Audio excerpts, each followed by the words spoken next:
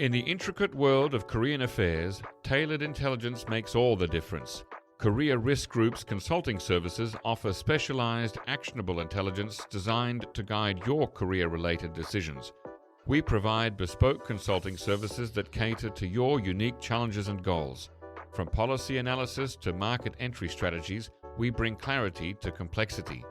Transform uncertainty into opportunity and visit koreapro.com solutions today.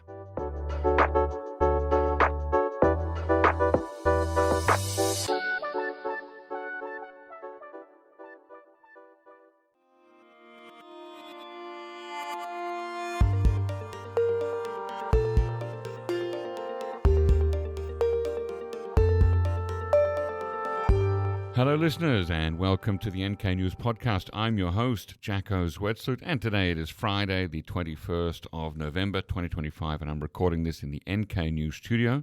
We have a first-time guest on the show, and that is Gabe Segoine, founder of Love North Korea Ministries, or LNKM, and author of the 2018 book Surfing North Korea and Other Stories from Inside. Over nearly 2 decades, Gabe made repeated visits to the DPRK to run small humanitarian projects, cultural exchanges, and even a surfing program, as the book suggests. Gabe, welcome on the show. Thank you for having me. Gabe, you've been to North Korea 19 times in total, and even brought your daughters once. Most people never even go at all. So what made you think, I can actually build relationships in this system? And what did you see on trip 1 that convinced you to return 18 more times? My first trip was in 2007. That was for humanitarian aid work through a Korean NGO. I was going at that point with Haewei Dongpo, which is the Overseas Korean Compatriot Department. So you have to go through a Korean to do that. Mm-hmm. That was kind of the door that I had to go inside. So I was able to see the country, get an idea and a feel for what their needs were. And that kind of led to the next steps of humanitarian aid. So it was really seeing the need and wanting to go back and be able to fill some of those needs in the country. And ultimately starting your own organization. Correct. Well, I did start my own organization in South Korea. It was not registered early. We ended up registering it later, but that was in order to be able to handle contributions and whatnot and give tax receipts and all that kind of stuff. Now, is there surfing in North Korea? There is now. There was not surfing prior to 2014.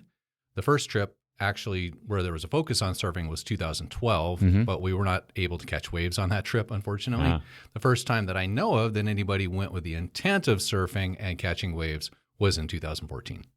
And you brought in your own surfboards?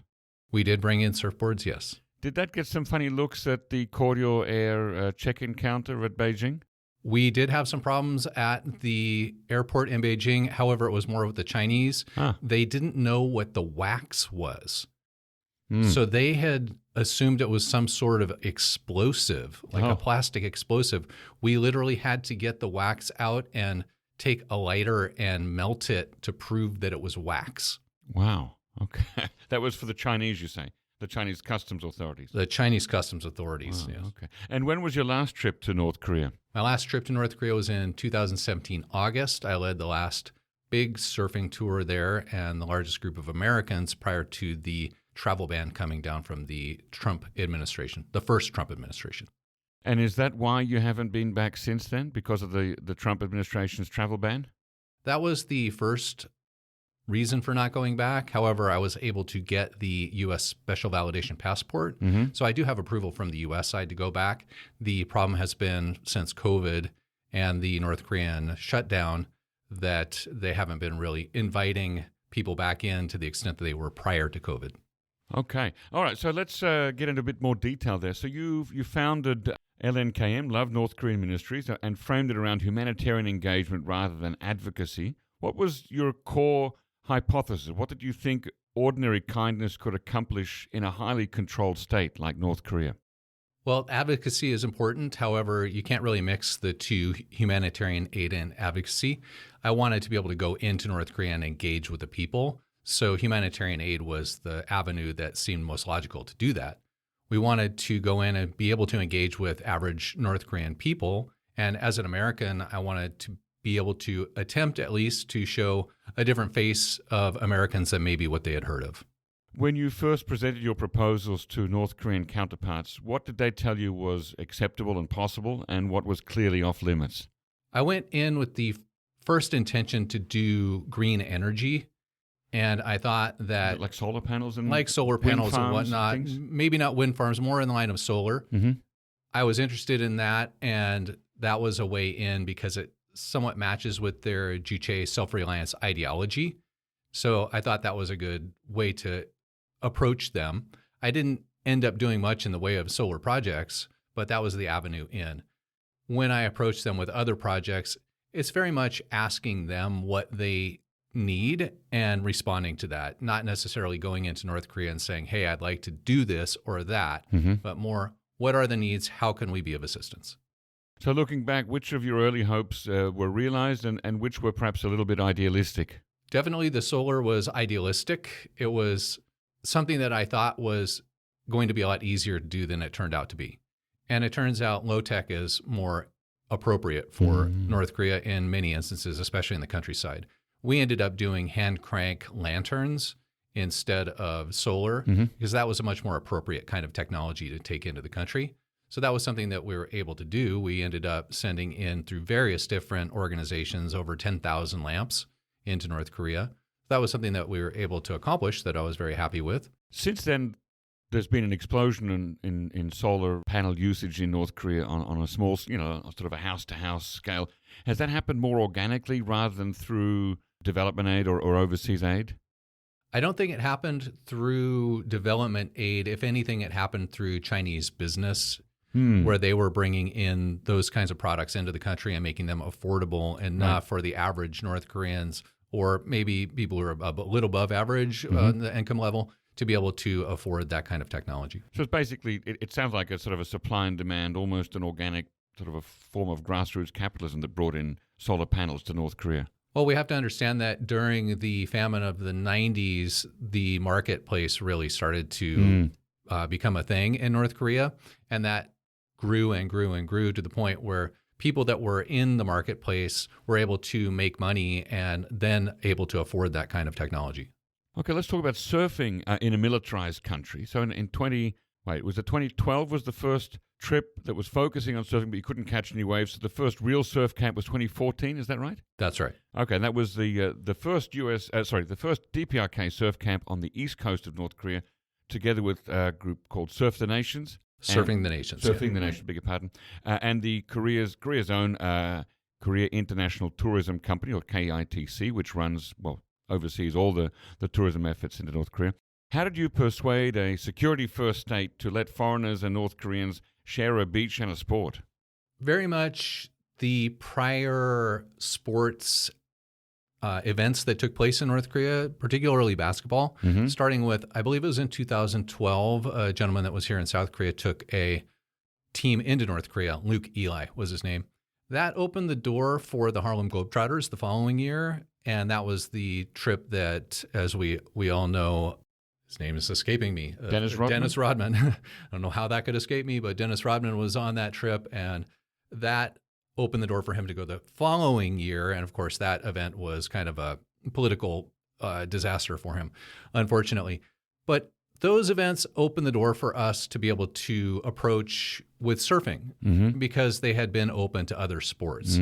So I think I have to give credit to the Harlem Globetrotters, Luke Eli, and even the final trip that Rodman had made with the basketball team, because that did very much help us to be able to open that door.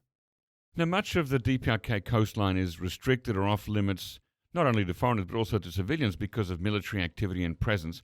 What were the red lines that the North Koreans enforced during your surf trips there? Well, there are very few beaches where foreigners are actually able to go. So when you're driving along the coast, you might see a beach where there's waves, which we did in 2012, and we were asking them to stop. And they said, no, we cannot stop. There's a barbed wire fence there that's a military-controlled beach. Right. So they take you to the very limited selected beaches where foreigners are able to go, and then there's a space between two posts maybe along the beach where you can surf in those areas, and that's it. Outside of those zones, we're just simply not allowed to go. Mm. Do you remember the names of those beaches that you're allowed to go to? Shijang Beach is one, and that's about halfway between Wonsan and Gumgang Mountain. Mm-hmm. There's also Wonsan Bay has a foreigners beach as well. Oh, so near the new Kalma Resort. Actually, no, it's more inside Wonsan, inside the actual main part of the city. Okay. Now, there might be something in the new resort area that is new that I was not able to see, as that's a new development. And then in nearby Hamhung, there are two beaches that they allowed us to go to. One was a hotel that's more of a low-end hostel kind of a hotel, and one is a very high-end, it's a 5-star kind of hotel that is very much reserved for the elite of the country. Now, when you're paddling out, were there restrictions on how far you could go out? None that were actually given to us. Obviously, you don't want to be lost at sea in North Korea, so I think a little bit of common sense would have to be used as far as stay where the waves are and stay where the North Korean authorities can see you. Yeah. Otherwise, you don't want to have a situation where a foreigner is presumed lost at sea. No. I'm just wondering, was there any concern? Did you experience any concern from your North Korean partners that, if you go out too far, you might see something outside the poles that you're not supposed to see? Not as far as paddling out into the water. That was more the restrictions at the end of the beach, where we wouldn't want to go past a certain zone, which did take place in 2012, where a couple of our photographers walked down past the end of the sand and ended up in a military-controlled cave, and were asked to then delete their photos. So, now, what concretely did the North Korean hosts tell you they wanted to get from surfing? Was it tourism revenue, good publicity, or a controlled people-to-people encounter? Well, we built it with the idea that they could increase their tourism revenue. That was the kind of carrot that we used, and that was the major driver behind it for KITC. And I think that worked to some extent, not only with us, but other people had gone into North Korea and as surfers gone with KITC, and we trained the North Korean KITC tour guides to be able to be surf tour guides. So that was the real reason behind their accepting it. So certainly, I think the revenue side would be the most important driver for that for them. And did the North Koreans that you took on the surf camps, did they take to it? Oh, they loved it. They're really natural surfers. I think Koreans are just naturally athletic for the most part. So they took to it very quickly. Very few people had a hard time and couldn't stand up. I think there was one time the bus driver, he was an elderly gentleman. We put him on a boogie board, and he had a great time. He couldn't stand up on the surfboards, but we pushed him on the boogie board, and huge smile on his face. So tell us about the concept of surfing diplomacy. Surfing diplomacy is very much in line with the idea of ping pong diplomacy that the U.S. used with China. And the idea is to engage using sports. And it's something that goes beyond politics. Surfing in particular is an interesting sport because it's not a team sport. It's a sport where everybody can have fun together. So it's not us competing against them, say as the basketball teams or soccer or any other team sports. So it very much levels the playing field to where it doesn't quite matter who you are. The waves don't care. You might be a high-level official from Pyongyang and you're surfing next to a kid whose mom works at the hotel, and you're both standing up riding the waves together and they're high-fiving each other. And that would never happen on the shore. So it's not just about us engaging with them, but even allowing the walls between the people of North Korea to be broken down. Now, when all those walls are broken down between us and them, then we're able to have a kind of conversation and relationship that maybe you couldn't have otherwise.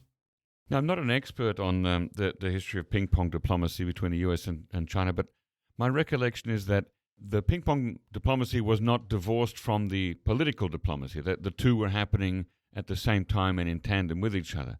Now, if you only have the sports diplomacy but without the state-to-state relations, I don't know, does that limit how far the sports diplomacy can go? Absolutely. And without the political side, there's a limitation. Our intent was to show what was possible. Okay. So our hope was that the political side would take note and then maybe think about engaging further with sports diplomacy. Now, when you wrote your book, Surfing North Korea in 2018, what were you hoping that running surf camps could grow into or achieve? Well, when I wrote the book, it was actually after the travel ban had come down from the Trump administration. So I was cut off from doing North Korea work as far as directly. I had indirect work still going on. I thought that that was a good time maybe to write a book about my experiences in North Korea with the hope that it would get attention from the political realm and maybe they would think more about that possibility. Did you get any outreach from the U.S. government at the time or later on? Never did get any outreach from the U.S. government. I don't know if they know the book exists. I know I sent it to people, and whether they received it and read it, I have no idea. Did you send it to Steve Biegun? No, I actually sent it to Mike Pence. Mike Pence, okay. But yeah, no word back. No word back. All right. Do you believe that surfing is still happening among your partners in North Korea, the people you took out there? I have no way of knowing how to answer that question. I would hope so. I think that they enjoyed it enough that at least post-COVID, when tourism began running, they're doing tours now, that tourists that would come in that would have been interested in that, they would still have the capacity to run those and still have the people. I believe there are still people in KITC who can surf and who would want to go out again. Yeah, there may be Russian groups doing North Korean surfing now. There could be. I kind of pay attention to what's going on, at least on YouTube, when folks post videos about their experiences in North Korea. I haven't seen anything as far as surfing goes since they restarted their tourism. Now, in your book, you also write about drilling clean water wells in the DPRK. Now, why did you prioritize that, and how did you select the locations that you went to? Well, I prioritized that because clean water is a need in North Korea. It's the basis for all good health. In my opinion, if you don't have clean water, then all of the health issues are going to be multiplied. So when you address that, you're helping the whole stream of health as from the ground up, basically. So that was the idea, is to help to address some of the clean water needs that would then help address the health needs. How we went about approaching where to drill wells, it was at first based on my partnerships with other humanitarian aid organizations and offering them assistance in doing that. And then that kind of morphed into working with the North Korean government and asking them, where do you want us to go? And we will go and drill the wells for you. Now, over the last 25 years, I've heard of, and in some cases met, many international development aid and humanitarian organizations and NGOs that have carried out water and sanitation and hygiene, or WASH, projects in North Korea. Now, a critical person might say that the North Korean government could, in fact, drill those wells itself if it made them a priority, but it lets foreigners do it and spend their money and energy so that Pyongyang can focus on other things, like potentially missiles or providing a good lifestyle to Kim Jong-un and his inner circle. How do you answer that? Well, that certainly was the argument from the first Trump administration State Department. Hey, they are supposed to provide clean water for their people, so why should we allow you to go do that? My counter argument was that the definition in North Korea of clean water is different from our definition of clean water. Their definition is an undeveloped world definition, where if it looks clean, it is clean, but it's not necessarily the case that that water is sufficiently clean. Do you think that definition also holds true in Pyongyang for the people who live there? I would imagine, yes, though they might have better access to cleaner water than, say, somebody out in the countryside that has to go get it from a stream or a river or a hand-dug well.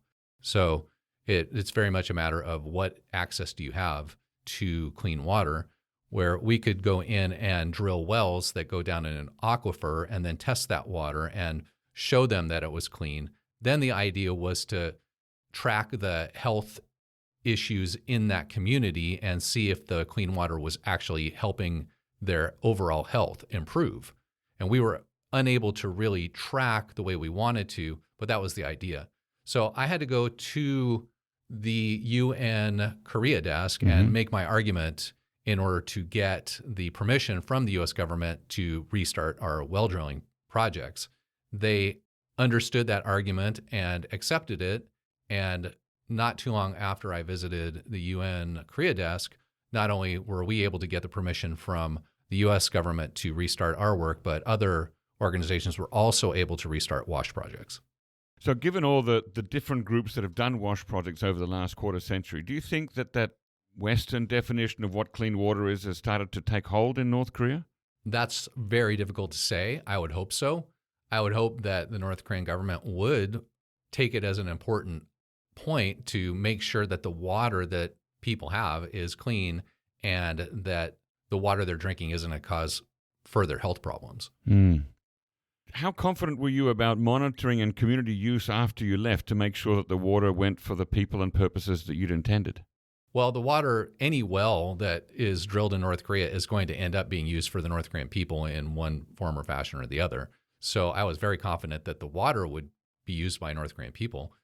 How do we monitor that after we're gone? That presented a lot of difficulties.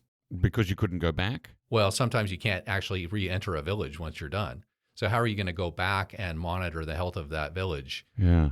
It's sometimes it's just an impossible task. Did you give any training to the locals to keep the well going? I mean, I don't know what the kind of equipment is there, and are there things that need replacement or repair after a certain period of time? What we said was if there were issues that they could contact their local authorities and they would then contact us and we could return. So for example, if a submersible water pump went out and they were in need of a replacement, then there was a channel for them to get us back there to replace it. And were you ever called back to replace something? Not to my knowledge. Okay.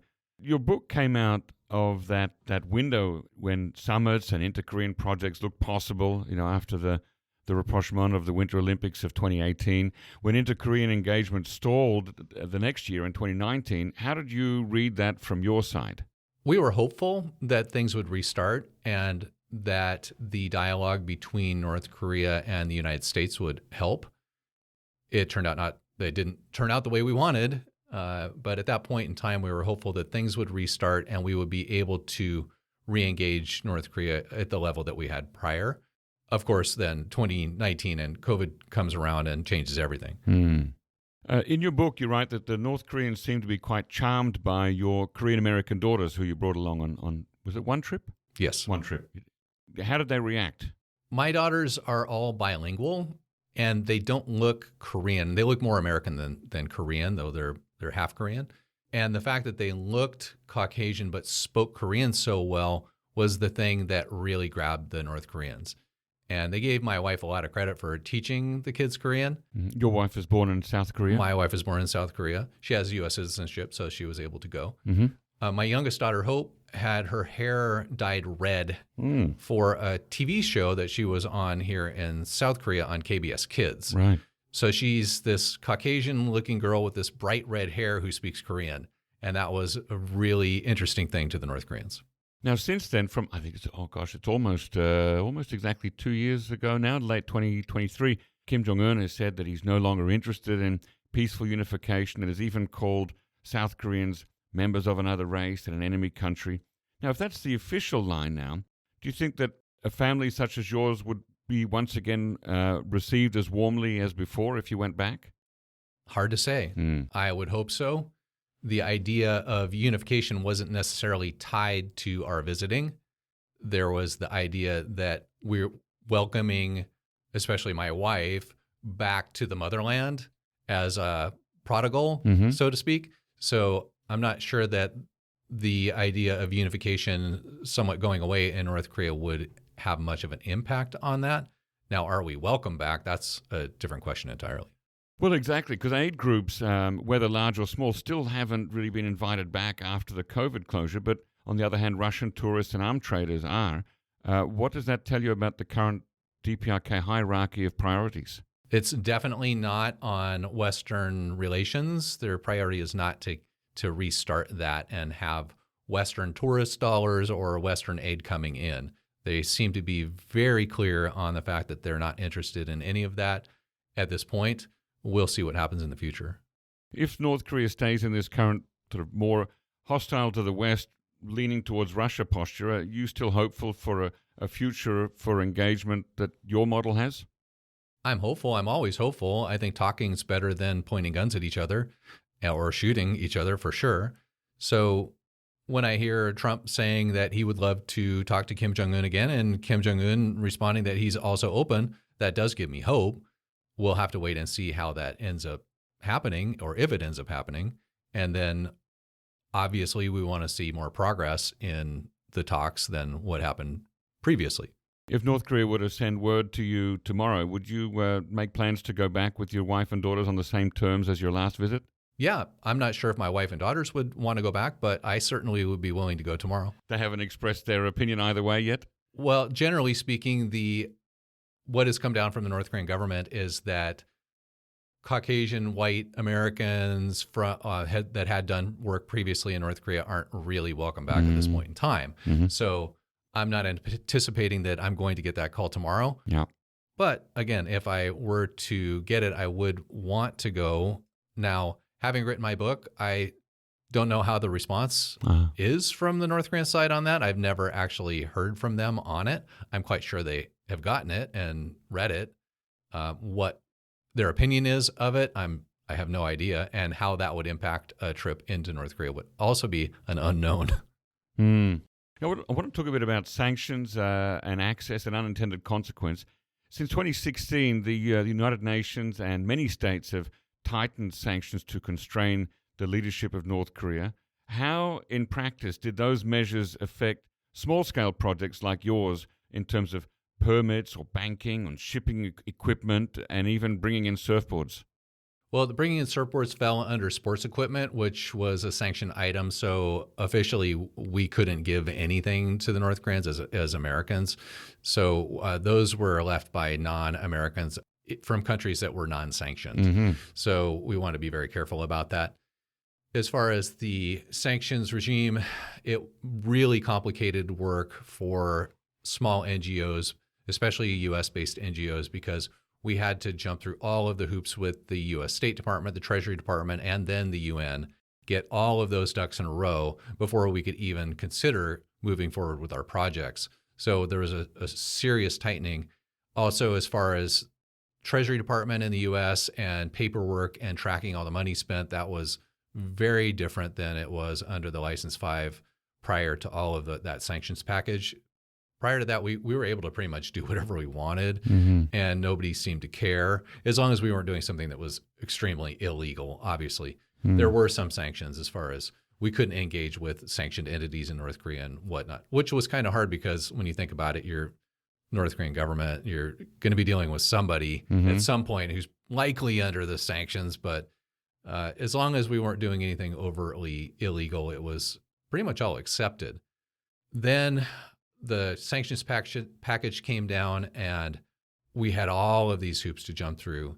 The biggest issue was transferring money. That was the biggest issue for every single NGO all the way up to the UN. The solution ended up being pretty much hand-carrying cash for every NGO, no matter what level, whether they were US-based or a UN.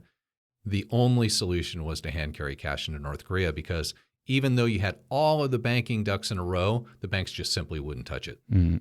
I've also heard that transporting items containing metal into North Korea was very difficult, to the extent that some NGOs complained that they couldn't ship buckets from China into North Korea because the buckets had metal handles, or ship other, care packages that contained nail clippers, for example, or tuberculosis isolation wards because the doors had metal handles and hinges.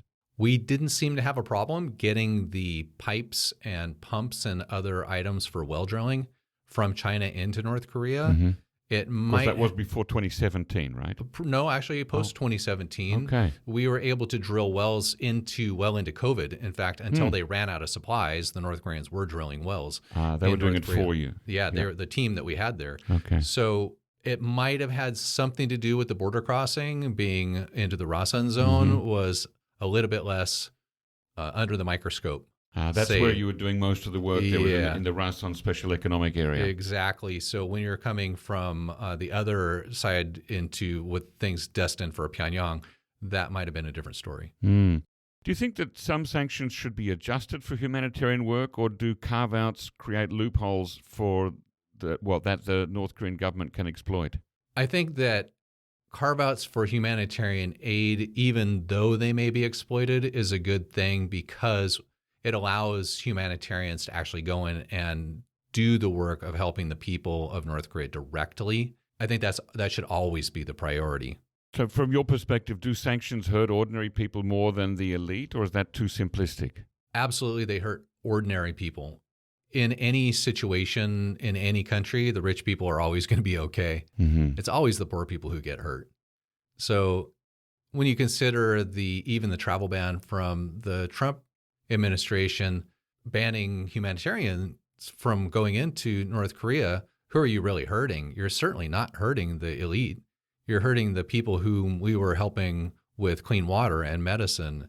Those are the average North Koreans. Now, these people, we need to understand, they didn't choose to be born in the country they were born in. They just simply are there, and they need our assistance. And so having that take place where we were banned from traveling into North Korea to provide that assistance was a hurtful thing to me personally, because that kind of work that was so important was just simply cut off. Are there other or alternative tools or mechanisms that you could suggest that might help to convince the North Korean government to change its behavior?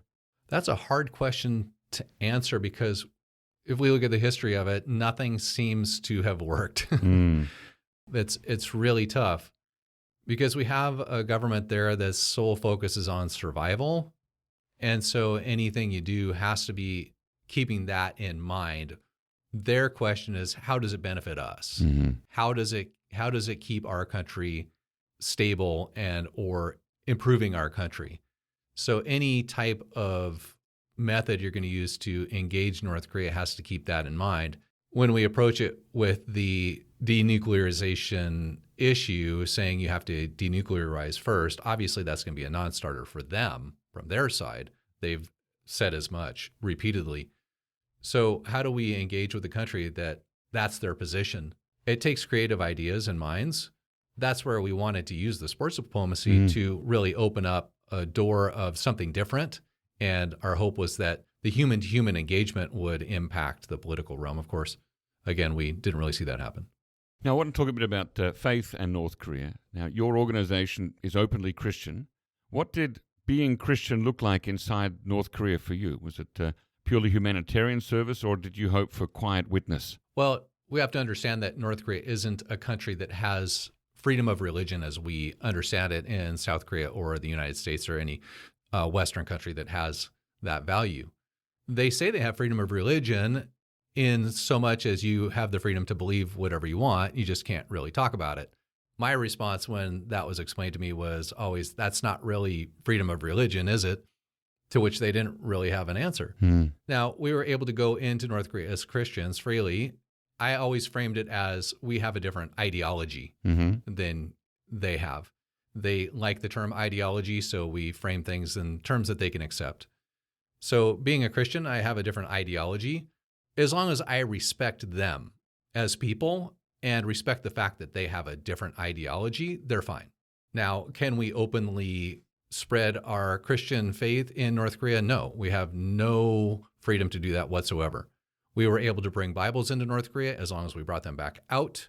So they were for your personal use? For personal use. If we were to have left a Bible, as we've seen in the past, where a person had tried to leave a Bible and was detained in North Korea, even to the extent where we would, at the customs going out of North Korea, they would actually check the pages of the Bible to make sure nothing was ripped out.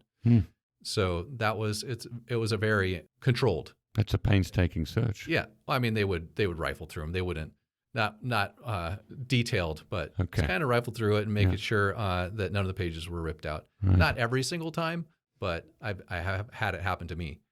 So it's a very strictly controlled country in terms of freedom of religion, how we understand it, and so you have to be creative on how you are able to engage with North Koreans. The thing that I found to work the best is to open up a dialogue between a North Korean, usually typically a tour guide, and ask them what they believe. And they're more than happy to share about their ideology. But what that does is it creates a two-way street where they're more likely than not going to respond by, what do you believe?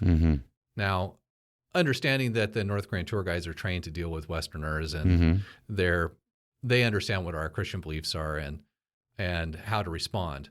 Still, we can have the conversation, but it's very much them opening the question and not us asking them. And not only are they trained, but also they get weekly reinforcement sessions, right, through the Saturday study and self-criticism sessions. I've not been a part of those, but No. that's what I understand. Now, you write in your book about Korea's Christian heritage and history.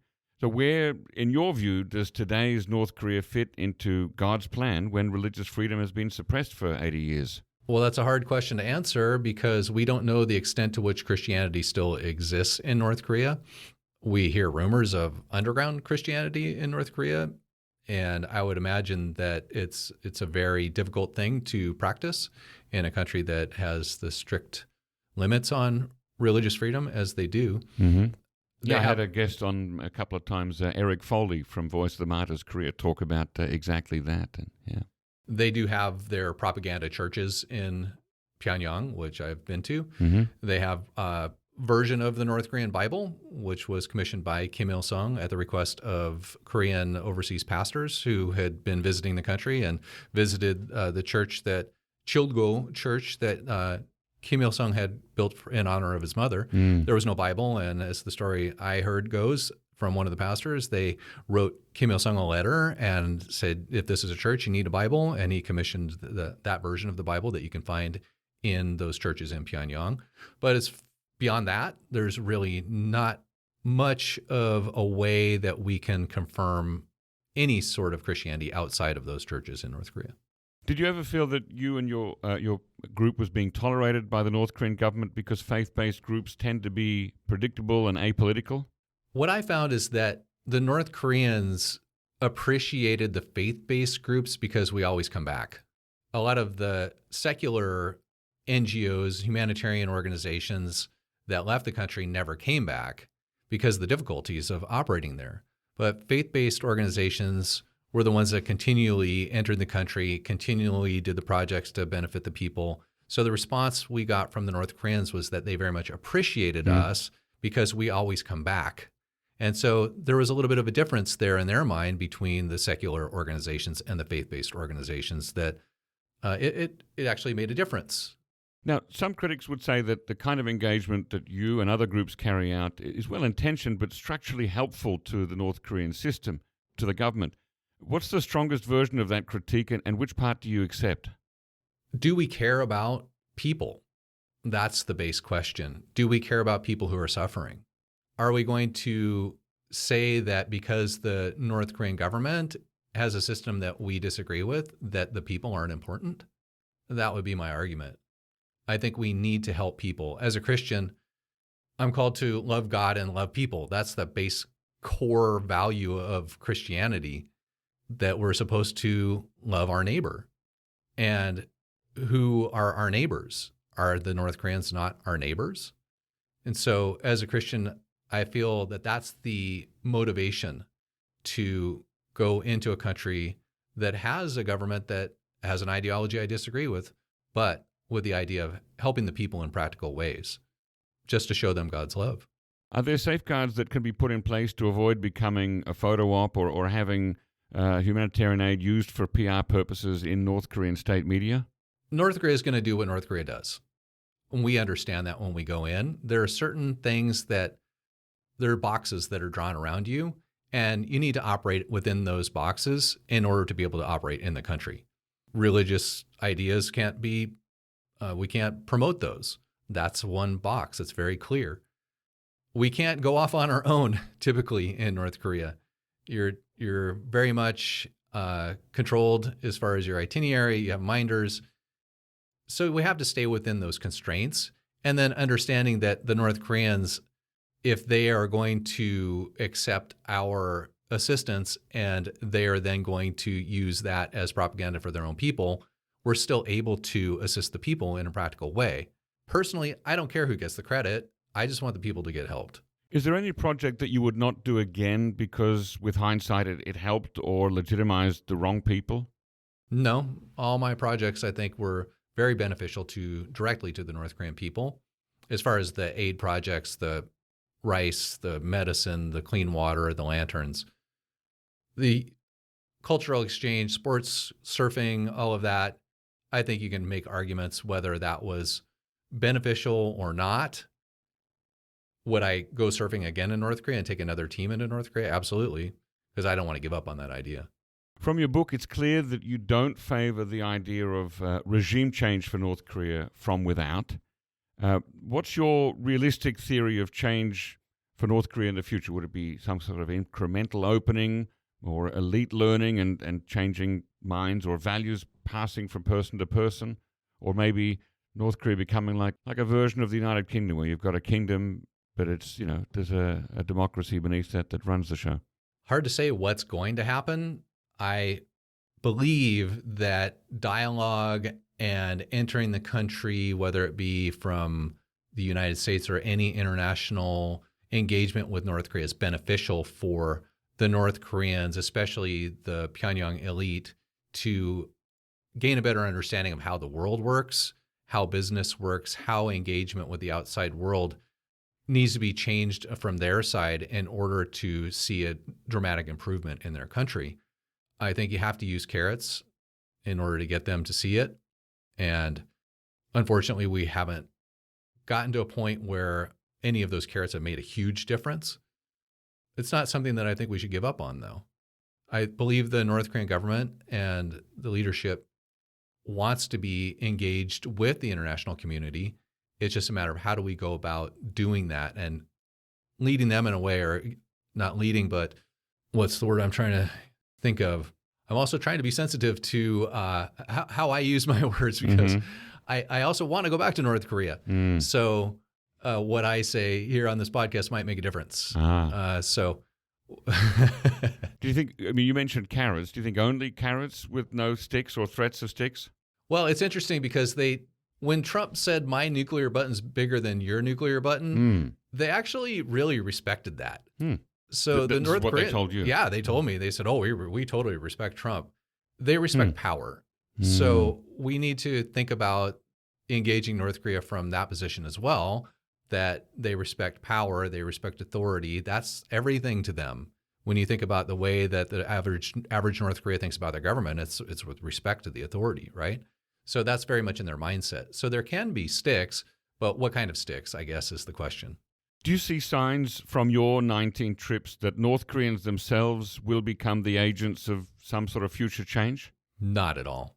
Can you tell a bit more about what you actually observed? So the typical North Korean is educated by their country, cradle to grave, with their education system and their propaganda.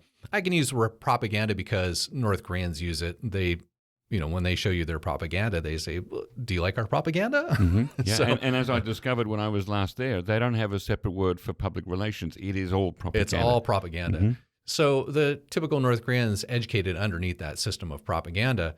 So I don't see any mechanism for the North Korean people to have any other mindset other than to hold their government in high regard. Anybody who thought differently probably already left.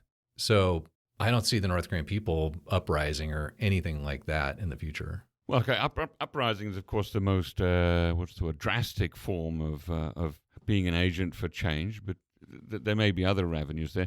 Are you thinking that maybe some sort of change in North Korea would have to happen through an act of God? Well, I'm not sure. I think what we observed, at least I observed it until my final trip in 2017, and I've heard from others, was that the market was live and active in North Korea. So the market economy seemed to have really taken over as far as the way people were able to purchase goods and food. The food distribution system it had collapsed. I don't know if they were able to restart that during COVID and make that system work again, or if it's still a market economy for the most part. But I think the markets were the thing that were the main driver of change in North Korea, because when the ajumma, the Korean mom, starts a business to feed her family and that business grows, and then she all of a sudden has money to do things like buy a solar panel or take her friends to Mashigyong ski resort for day skiing, which we observed. Oh, that's something that locals do too, is it? Yeah, there were Korean businesswomen from Wonsan who had a group of her friends, and they were day skiing. How far is Mashigyong from Wonsan? Not too far. I'd say within an hour drive, yeah. Okay. So they presumably had their own vehicles or some sort of access to it. Presumably. Yeah. We didn't talk directly to these people, but this was what was explained to us by our KITC representatives. Oh, yeah, they're business women from Wonsan. Okay, interesting. So the market economy seemed to have been the major driver for change in North Korea. I think if we wanted to really see changes in North Korea, we'd encourage that. Looking forward, if sanctions stay tight and if borders stay mostly closed, and if North Korea leans harder on China and Russia than in other places, what space remains for groups and projects like your own? That's very much up to the North Koreans what they'll allow us to do. If they believe they are stable and things are going well for them and the people don't need outside assistance, then there is not going to be much room at all. If something happens to where it causes them to reopen that door and say, we have a space for you, then I think many organizations are willing to go back. It's up to them. Are you still currently in contact one way or another with your partners in North Korea? Not directly. I had one person in Beijing that I was in contact with up until they got sent home after COVID. They were trapped in Beijing for the whole duration of COVID. And after that person left, whoever their replacement was has not contacted me. I know that some other groups have during COVID, had webinars successfully with North Koreans based in Pyongyang. They would use a room in the foreign ministry to do a video call and things like that. So I'm just wondering, is the reason that you're not currently in contact with your partners because they're choosing on their side not to reach out? That's quite a possibility. I'm not sure because I am a Caucasian American and they might have been told don't have relations. I certainly don't have an answer to that question from their side. I know there were other groups such as the PUST, Pyongyang University of Science and Technology, they were able to continue on doing training via video link. I think North they've Korea. reopened the campus now. I mean, they've sent new teachers in since COVID, right? Yeah, I believe so. So it wasn't a matter of technology not working. It was very much a matter of the North Koreans cutting off the communications from their side. What would you tell a younger version of you, a humanitarian or a mission-minded person who wants to go to North Korea today? What attitude should they take? What illusions should they drop? How should they prepare? Don't be too idealistic and believe you can change the world on your own. That was one thing I had in my mind was that, I'm going to be part of seeing unification happen in 10 years. And it was a very idealistic, positive goal, which didn't happen.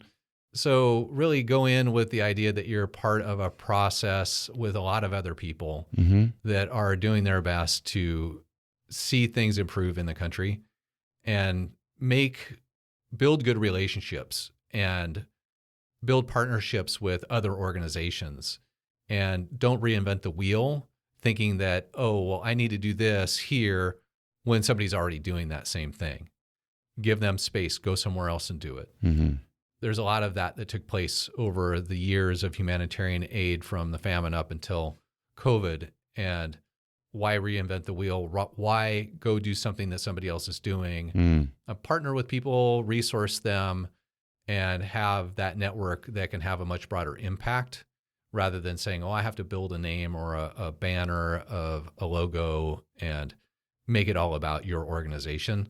It's very much we're all on the same side and we should be working together. Part of the problem that I see from my perspective is that it seems to be in North Korea's interest to keep groups from exchanging information too much. So part of the reason why there are so many organizations going in there and effectively reinventing the wheel or creating overlap and redundancies in areas is because people don't know what the other groups are doing, because North Korea tries to keep everyone siloized, and even within its own system, you've got these various silos within the North Korean government that are not encouraged to communicate with each other, and that each group has a sort of a territorial attitude towards those foreign humanitarian aid organizations that it works with, and so there's very little information being exchanged in a horizontal manner. Well, I would say that's the case inside North Korea. Outside of North Korea, the international NGOs very much shared information with each other. That's not something the North Koreans could control. Now, as long as they know of each other, but the smaller ones don't always know about the other ones. Pretty much, it's a really small world, humanitarian aid in North Korea. So I think the international aid community very much tried for the most part. I'm not going to say everybody tried, but most of the people tried to engage with other organizations to find out what they were doing and how we didn't step on each other's toes or avoid stepping on each other's toes. Now, were there other organizations and that were not part of the international group process that kind of went in and tried to build their own thing and have their stamp of approval on everything. Yeah. And those folks, God bless them, they did the best they could, but they weren't necessarily going in with the idea of, hey, let's partner, let's network, let's use the networks that are available to have a broader impact. And that just unfortunately was the case. I wonder, coming back to surfing North Korea, if you could finish off with an anecdote, something, a moment that you remember that really sticks with you after all these years, something, an image that you're very fond of that doesn't let you go. Well, I can tell you the story that I told in my book, where we had 2 North Korean young 20-something gentlemen who appeared to be military, and they approached the KITC folks and asked if they could try surfing. This is just on the beach, isn't it? On the beach, okay, yeah. So that they were there, but you didn't know they were going to be there. We didn't know who they were. Right. What we did with the KITC tour guides was we trained them how to teach other people how to surf, because we couldn't necessarily pull somebody off the beach, but if somebody approached the North Korean tour guides, they could do it. And so we had them do the training, and then we're in the water pushing these guys on surfboards and cheering them on. So one of these young men learned to surf, and so we're pushing him, and he walks up to one of my team members who's from San Diego in U.S., and he spoke a little bit of English, very limited. But he went up to my friend Anthony and said, "Where are you from?" Anthony responded, "I'm American." Now, this young man has been told his whole life that Americans hate him, want to kill him, destroy his country. And so here's an American in the water with him at the beach sharing surfing. And so this was very shocking. So he kind of moved away and continued to surf. And I was observing him thinking about what's going on. A second time he walked up to Anthony and said, "Where are you from?" Anthony said, "I'm American, friend." Anthony asked me, "What's the Korean word for friend?" So I said, "Chingu." So he said, "American, Chingu." And this young man was just, again, taken aback, was very shocked. So he kept surfing. We kept cheering him on. And he's just thinking, and I would imagine in his mind, wondering how this is all possible. Finally, he comes back to Anthony, gives the surfboard back and says, "Thank you. It's nice to meet you." Now, that might be a very small thing in most people's minds, but for a North Korean military-age young man to have that kind of engagement with an American is an unusual thing. And for him to leave it with a positive idea in his mind, I think it was a very important thing. That's a hopeful story and a nice way to end our interview today. Thank you very much, Gabe Segoine, for coming on the NK News podcast. Sure thing. Thank you for having me.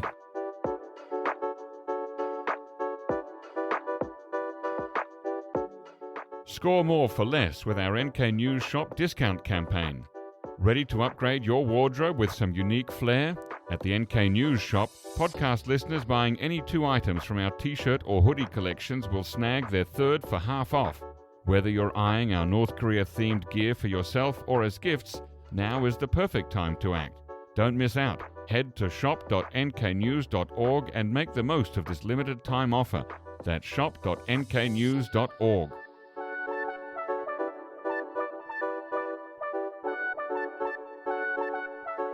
Ladies and gentlemen, that brings us to the end of our podcast episode for today. Our thanks go to Brian Betts and Alana Hill for facilitating this episode, and to our post-recording producer genius Gabby Magnuson, who cuts out all the extraneous noises, awkward silences, bodily functions, and fixes the audio levels. Thank you, and listen again next time.